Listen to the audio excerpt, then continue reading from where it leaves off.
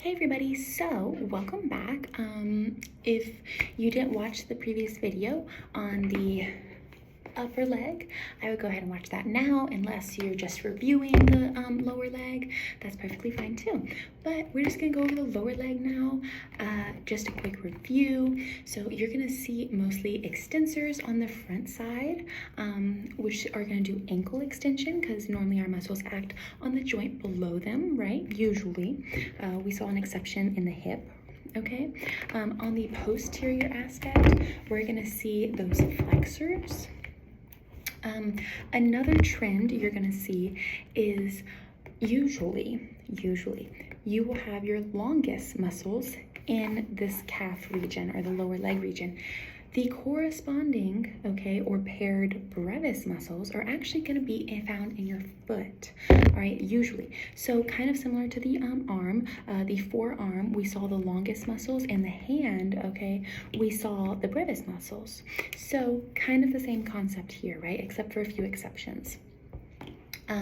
That being said, just like any other model, we start by orientating ourselves. So that's the most important thing, right? Sometimes when you're looking at these models, they get a little confusing. You're like, whoa, you know, like that's a lot of muscles, you know, and it's hard to differentiate the muscles if you don't know what area you're looking at, right? So we are looking at the anterior compartment, right?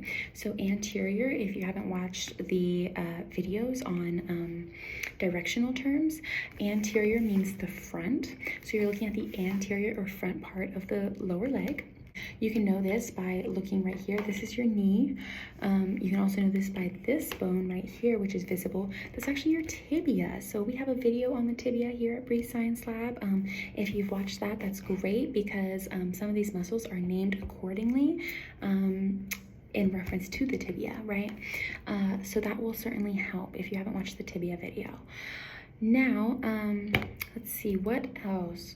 We should probably go over eversion and inversion, right? So eversion is moving your foot out, right? So it's moving, like say this is my palm, or my palm is the bottom of my foot. It's moving your foot outwards or away from you. So how I think of it is eversion is eek, you know, like get that away from me, like eek, you like step on something gross and you're trying to rub it off. You're not gonna rub it on the inside like on your other leg, right? You're gonna rub it on the outside somewhere else.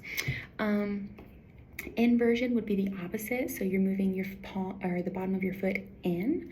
So bottom of the foot in, right? Our muscle model right here, this guy, he is in anatomical position, right? So you can see that his feet are facing forward. You can see that right here. His hallux or his big toe right here is always going to be more medial, right? Medial. So that's the easiest way to tell what side you're looking at is, hey, is it, you know, on the same side as the hallux or the big toe? If the answer is yes, that's the medial compartment. Another clue, sometimes you can't see the foot, right? If you're being tested on this, they might not always show you the whole model. So another good thing is the tibia, right? So this tibia bone right here is more medial. So you have two bones in that lower leg, right? Your fibula and your tibia. That tibia bone is always going to be more medial. So that is another indicator that you're on the medial compartment, right? So great. That was just like a little review, and we're just gonna go ahead and start. All right, so we'll start with the easiest one, your anterior tibialis, right? Your anterior tibialis muscle. Let's go ahead and break that down, right? So anterior, the front compartment, right? In front of tibialis, the tibia. So it's referencing this bone right here. The anterior tibialis muscle is saying it's in front of the tibia, right?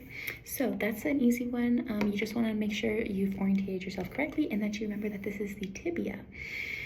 Now we can go right here. So you can see some of these muscles. There's a little muscle right here and this long one right here, right? So those are actually paired. You have your extensor digitorum, right? Extensor digitorum longus, right? This long one, and extensor hallucis longus, which is this little one right here, right? That's your extensor hallucis longus. Now, how do you know, right? How do you know which is which? Well, if you follow it down, see how this one goes to the big toe, that's how you can know that it's going to be your hallucis muscle, okay? And this one, if you follow this down, see how its tendons spread out and go to each of the digits? That's your extensor digitorum. Longus because we're in that leg region, right? And that's how I remembered it personally, right? So now if we go more lateral, right, we see this muscle right here. So this is a fun muscle. Sometimes it's a little confusing for people because it's actually two different muscles, and it's a brevis muscle right here. So normally you see brevis muscles in the foot, except for right now. This is the exception, right? So this is going to be that fibularis longus. Fibularis longus. This is going to be your fibularis brevis. Fibularis brevis. So that's the exception to the longus brevis rule, right? And you can actually see, if I zoom in, see how these striations are changed right here? They change. So right here they're going up and down. Here they're going kind of diagonally, right? That's the change between the longus and the brevis muscle. And I said fibularis longus and fibularis brevis. That is perfectly okay to say, but be aware that fibularis can be interchanged with peroneus, all right? So this can be called the peroneus longus and the peroneus brevis, because sometimes, you know, anatomy likes to be difficult. They want to name things with multiple names, all right? But that's how it is. Just remember peroneus or fibularis. And this isn't just for the muscles. You'll find you have the fibular vein, that can also be called the peroneal vein, and all kinds of things like that. They can be interchanged. So if you have here fibular or fibularis, it can be changed with peroneus usually. Moving more backwards, right, we have our gastrocnemius muscles, And you can hear me pronounce that C really clearly, right? Gastrocnemius, because sometimes people will shorten it and be like, oh, gastrocnemius, right? But then that kind of reminds you of something in your GI system, right? So be sure you pronounce the gastrocnemius part of it. And this gastrocnemius has two heads, so the lateral head and the medial head, right? So the medial head is going to be closer to that hallux, which you can see right here. The lateral head is going to be closer to that digiti minimi that you can see right here. If I take the medial head off, you can see two other muscles. Your soleus muscle, right? Your soleus muscle, and this little one right here, your plantaris muscle right here, right up here, sorry. Your plantaris muscle, right?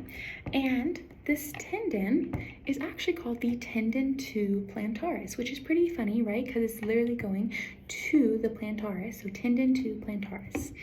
If you ever forget that one, just remember one of those and you can probably figure out the other, right? There we go, I had to take that one off. This is your flexor digitorum longus. Flexor digitorum longus, and I know that's funny because you're thinking, why is that one the flexor digitorum longus instead of this one, which was under that gastrocnemius muscle? Well, this one, so I took off that gastrocnemius muscle, right? So you can see everything underneath. So these are deep to that. This is that flexor hallucis longus, and this one is that flexor digitorum longus. But that's weird, right? Because this should be usually closer to the hallux, right? Well, this is kind of a funny little thing. The tendons for the flexor hallucis longus and the flexor digitorum longus actually switch over each other inside of your foot. So they switch over and then they go to their respective areas. So how to remember this? You can either remember that they are opposite on the flexors, or if you trace this down, see how this kind of looks like an H? You know, you have to use your imagination, but it kind of looks like an H, right? A lowercase h. H for hallucis, flexor hallucis longus, and then this one, flexor digitorum longus. You can also remember that it's right next to this tibia, but don't get it confused with this guy right here. This is your popliteus. Your popliteus, all of this. Popliteus, if you watched my bone video already, popliteus is in reference to the popliteal region, which is the back of your knee. If you hear popliteal, think back of the knee, right? How I remember this, instead of patellar, which is the front of your knee, right? Popliteal, think of like when you bend down, when you get older, you know, like even my knees are starting to pop, right? So your knees pop, popliteal, right? Or if you're in the club, like, and you're going up and down, and it's like you're like jumping and everything, and your knees are popping, right? Popliteus, okay? You can use either of those to remember if that helps. And then last but not least, if you guys remember, we had that anterior tibialis muscle. We also have that posterior tibialis muscle right here. Posterior tibialis muscles. And that is all of the lower leg muscles. I hope that helped. Thank you for watching my video. We're gonna go over the foot muscles in another video, and I'll also do a quick crash course point and name video following this. Thank you.